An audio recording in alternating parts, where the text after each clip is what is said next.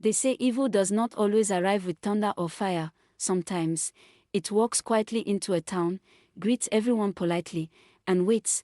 This story happened many years ago, in a village so old and forgotten that even travelers avoided mentioning its name. The people called it Yumadim.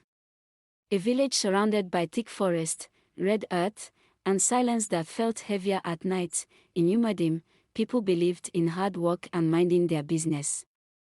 Everyone knew everyone, and secrets were buried deep beneath smiles and greetings. That was why nobody questioned it when smoke began to rise one morning from the abandoned house at the edge of the forest. That house had been empty for years. No child played near it, no goat strayed close, even birds avoided its roof. Yet on that morning, smoke curled gently into the sky.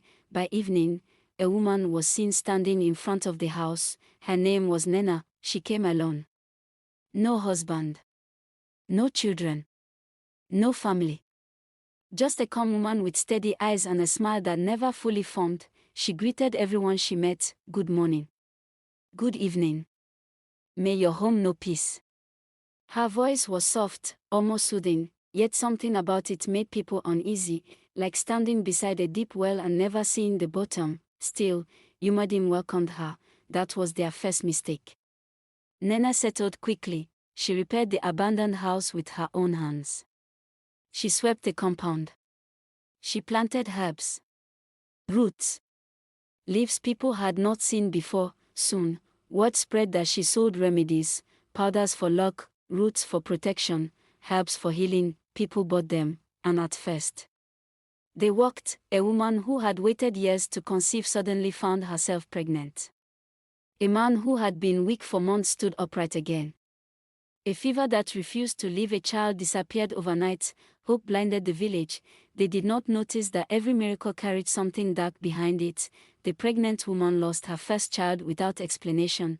The healed man began screaming in his sleep, calling names of people long dead. The fever never returned, but strange marks appeared on the walls of the house where it once lived.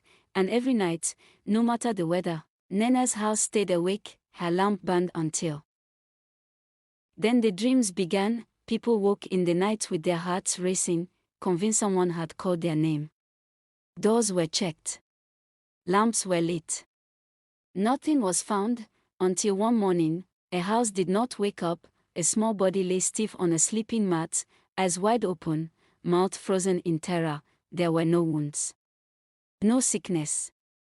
Just fear, pure and final. The elder said it was illness, but the dogs howled that entire night, crying toward the forest as if something unseen had passed through the village. From that day, Yumadim began to change. Crops rotted before harvest, palm wine turned sour overnight, pregnant women stopped going out after sunset, men no longer sat outside to tell stories at night. Fear moved through the village quietly, like smoke without fire, and always, Nena's lamp burned.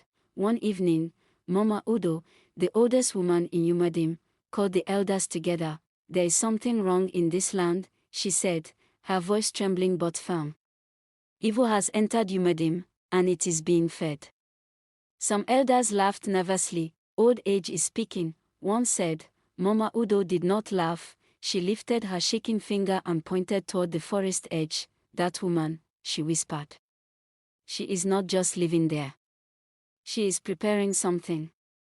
They dismissed her. That same night, Mama Udo died in her sleep. At dawn, when they found her, her mouth was filled with black ash. No one laughed again. Fear turned into suspicion. People began avoiding Nena. But she did not react.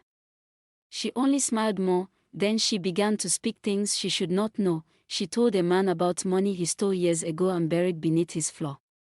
She told a woman about a child she abandoned in another village. She told a respected elder the exact number of people he betrayed to rise to power. How do you know these things? They asked her. She tilted her head slightly and replied calmly, evil listens. I only hear it clearly. From that moment, people stopped meeting her eyes. One night, someone followed her.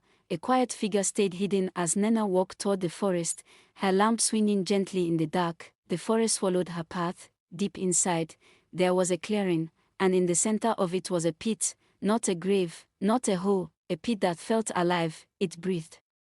From it came whispers, cries mixed with laughter, pain mixed with hunger. Nena knelt beside it and poured something thick and dark into the opening. She spoke softly, almost lovingly. "It," she whispered, "grow.